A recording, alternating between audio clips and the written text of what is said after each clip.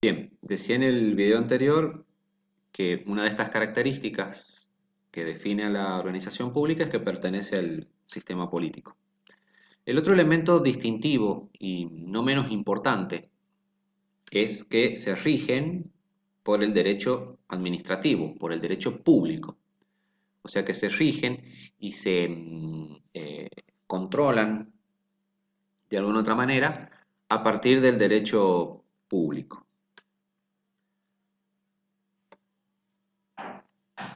Otro elemento es que en estas organizaciones públicas predominan los temas que se refieren a o que tienen interés público.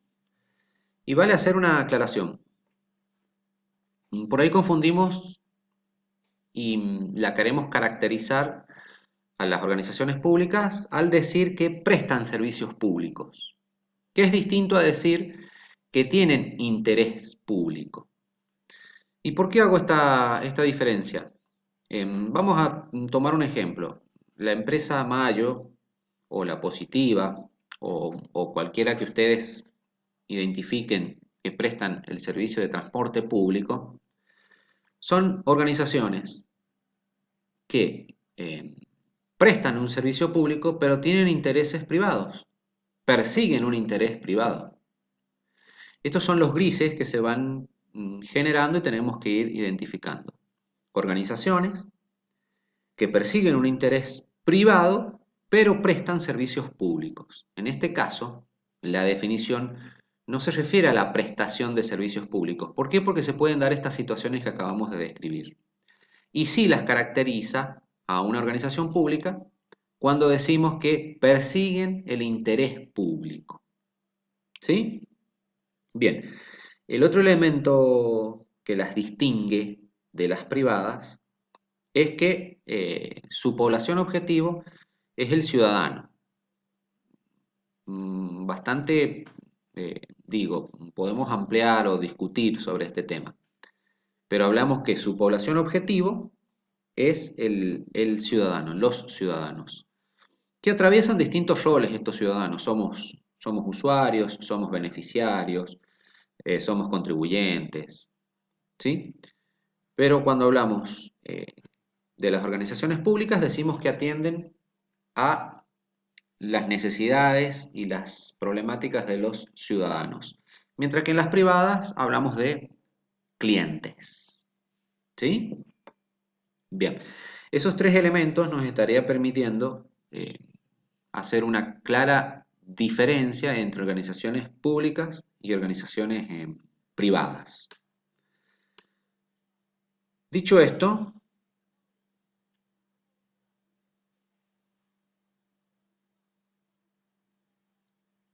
la herramienta de la cual les hacía mención en la introducción, herramienta para el análisis, es el método de análisis organizacional.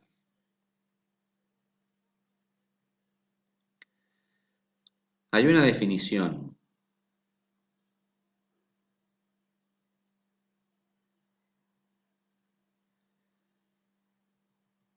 Acá está.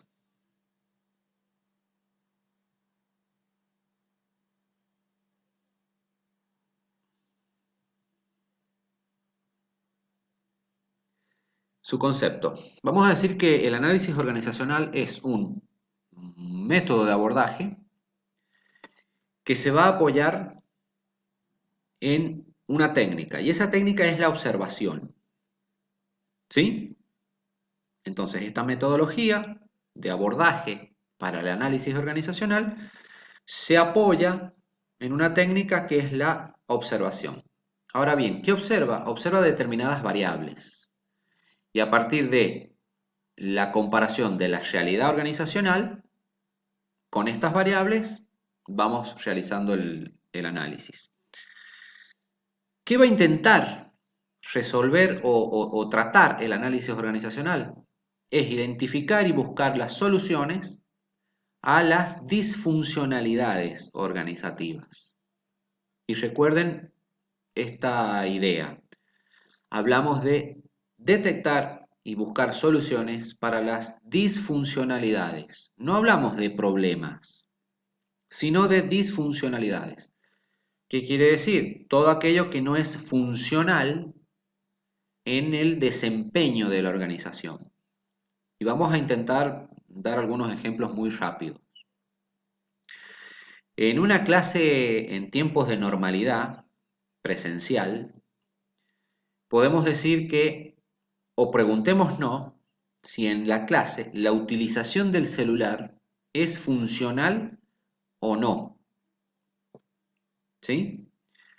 En la familia, en un hogar, cuando la mamá o el papá por diferentes problemas se ausenta, no toma las decisiones, no lleva adelante su hogar y los niños empiezan a no identificar esa autoridad en la mamá y el papá, estaremos frente a una disfuncionalidad en una familia. No es funcional que no tengan autoridad la mamá y el papá, o la mamá o el papá. Entonces, eh, otro ejemplo mucho más rebuscado. Hay organizaciones de seguridad pública, digamos las más especializadas, por ejemplo la que tiene que ver con situaciones de rescate, el GERAS. Su comunicación puede ser no verbal y sí gestualizada. O sea, se pueden comunicar estando en silencio y a partir de gestos al momento de realizar algún operativo. Entonces, ese tipo de comunicación no verbal y gestual es funcional a este tipo de organización. Lo cual ese tipo de comunicación no verbal y gestual, si la quisiéramos llevar a un Ministerio de Desarrollo Humano, imagínense querer comunicarse por gestos y señas en un ministerio como el de Desarrollo Humano. Es ilógico y es disfuncional. ¿Sí? Entonces son esa serie de situaciones u hechos que van generando disfuncionalidades y que impactan en el desempeño de la organización. Eso intenta eh, identificar y buscar soluciones el análisis organizacional. Ahora, para poder lograr eso hay que hacer los deberes previamente, porque la naturaleza de cada organización pública es diferente. Entonces, como que hay que ponerse primero a tono y en tema en cuanto a la organización que se va a realizar el análisis. Por eso se dice que previamente hay que buscar eh, y observar cuál es la misión, cuál es su estructura, el personal, eh, qué clima organizacional existe, y a partir de ponerse en tema respecto a esa organización a la cual vamos a observar, recién allí desarrollar el análisis. ¿Sí? Bueno, ¿y cómo lo hacemos? Decíamos que comparando a partir de la observación una serie de variables con la realidad de esa organización. Y esas variables son, en la bibliografía ustedes van a encontrar un sinnúmero de variables. Nosotros, una cuestión de criterio de la cátedra, es que solamente trabajamos y seleccionamos 6. Y esas 6 variables, ellas son el proyecto, la estructura, la integración psicosocial, las condiciones de trabajo, el sistema político y el contexto. Con estas 6 variables, nosotros consideramos que podemos trabajar eh, en una organización para realizar un análisis organizacional. El proyecto. La definición de proyecto, la definición conceptual, nos va a decir o nos va a hablar que el proyecto no es más que la idea por la cual ha sido creada la organización. Y cuando hacemos referencia a la idea, quiere decir el porqué y los para qué de su creación. ¿Sí? Entonces, vamos a una situación ejemplar. Si yo quiero realizar un análisis organizacional, lo primero, en este caso, en una organización pública, voy a ir a buscar en donde esté contemplado el proyecto, o sea, la misión, el porqué y el para qué de su creación. Y lo voy a ir a buscar siempre en un instrumento legal de creación. Será una ley, será una ordenanza, y a partir de ese elemento y de ese instrumento que la crea, en las públicas siempre es una norma jurídica, eh, vamos a encontrar lo que sería el proyecto de la organización.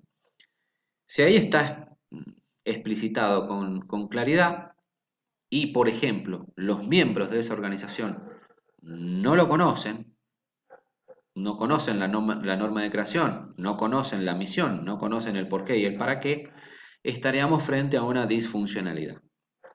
Y esto no suele resultar loco, lo que menciono, porque nos hemos encontrado con miembros que ingresan a una organización pública, le asignan una tarea, una actividad o unas tareas o varias actividades y los realizan de manera mecánica después de alguna inducción, alguna orientación, alguna explicación de otro de los miembros. Pero se quedan en esa particularidad de realizar la tarea de la actividad y quizás hasta desconocen cuál es la misión de la organización a la cual pertenecen. Y eso genera grados mínimos de compromiso con la organización, y esos grados mínimos de compromiso pueden llevar hasta situaciones de no motivación, ¿sí? Eh, en situaciones, en varias situaciones, uno cuando pregunta, bueno, ¿por qué realizás así esta tarea? ¿Por qué realizás estas actividades así? Uno suele escuchar como respuesta, mira, no sé, acá siempre se hizo así y es lo que me han explicado.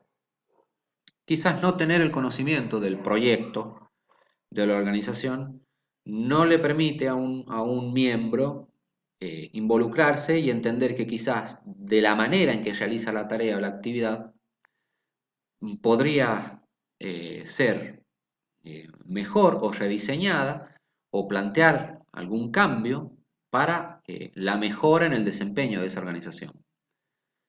Si tuviéramos claro la misión, o sea, el objetivo, el proyecto.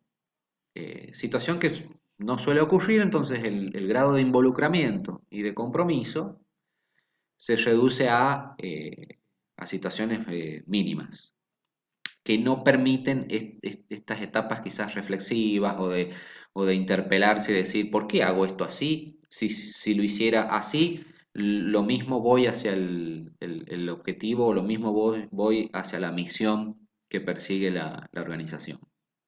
Estaríamos ahí frente a una disfuncionalidad si un miembro o varios miembros no lo conocieran al proyecto de la organización. Bueno, de esta manera que acabamos de charlar es que, por supuesto, a través de la observación eh, y del método de la observación y las técnicas de entrevista, etcétera, vamos a poder arribar a este tipo de conclusiones. Y así con cada una de las variables, que primero hay que saberlas conceptualmente y después las vamos a ir aplicando en el análisis de la realidad de la situación cotidiana que se va a ir dando en la organización pública, en este caso, que hayamos seleccionado o nos hayan convocado a realizarlo, dicho análisis.